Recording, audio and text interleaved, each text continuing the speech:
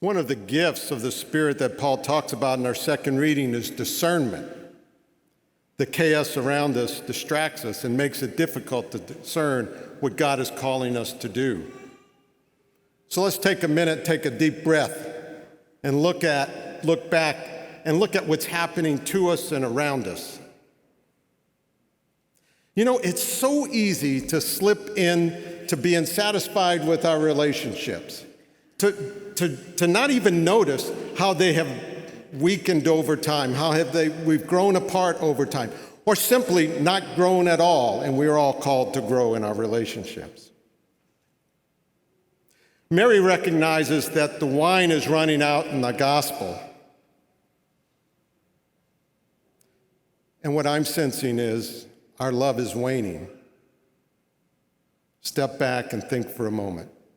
Over the last 2 years, we've been isolated, we've had conflicts ad nauseum, wear a mask, don't wear a mask, get vaccinated, don't get vaccinated. I could go on and on. And I'm not going to the politics. That is way off the mark. All of this has strained our relationships with family and friends. We can't blame all this on COVID. I want to make clear that. This started long before COVID came. Check the old news and social media if you need to. But this slide has been going on longer than the last 2 years. Now, God is love, and love is what flows in relationships. The same relationships that I believe have been strained.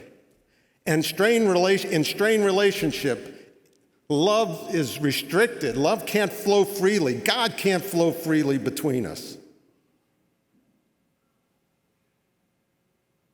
Simply working on our relationship with Jesus without working on our relationship with each other is not enough. I think that's really important, so I'm going to repeat it. But I'm also repeating it so you quote me exactly, not what you think. I really want you to remember this line. Simply working on our relationship with Jesus without working on our relationships with each other is not enough. Now, this isn't just my opinion. Jesus makes that very clear later in John. In John 14, Jesus tells us, if you love me, you will keep my commandments. And then he goes on in John 15 to describe what that commandment is. He says, this is my commandment. Love one another as I love you. And if that's not clear enough, go look up Matthew 25 and you can learn more.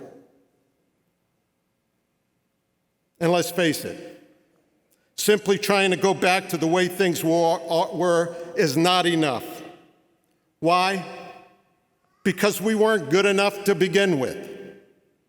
If our relationships were what they should have been 2 years ago, 4 years ago, we would have come together. We would have grown closer and stronger in love for each other. You know, the early Christians faced far greater persecutions and much worse pandemics, and they came together.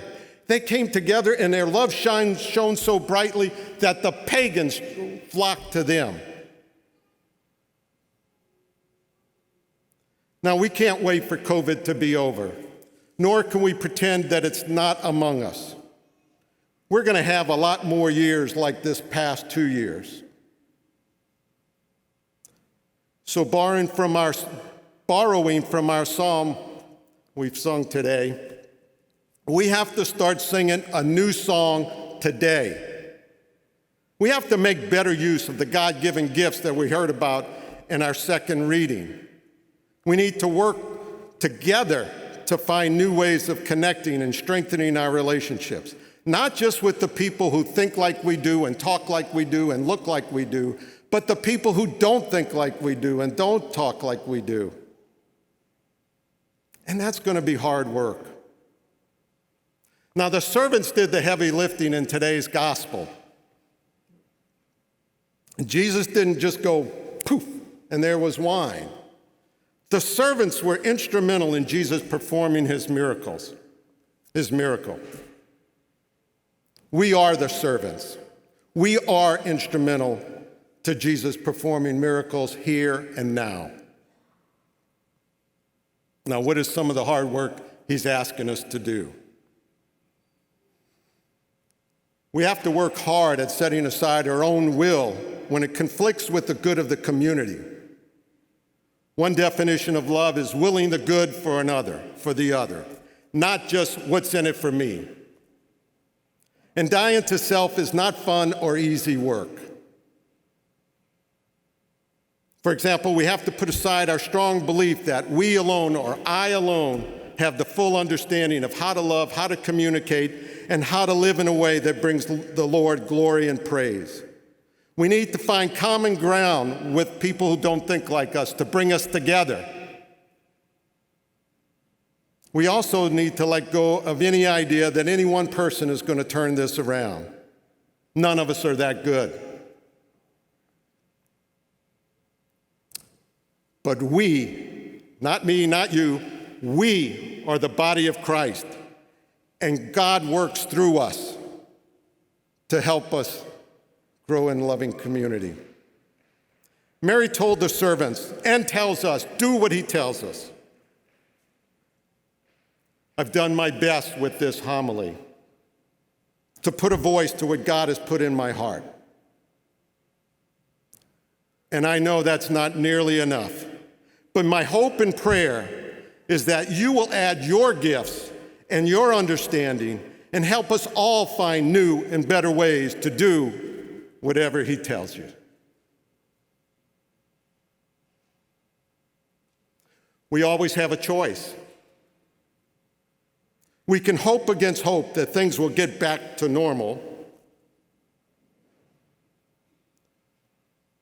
or we can be willing to do the hard work, not just watching and cheerleading while others do it, so that one day we will be serving the better wine and love will be flowing much more freely than we have ever seen before.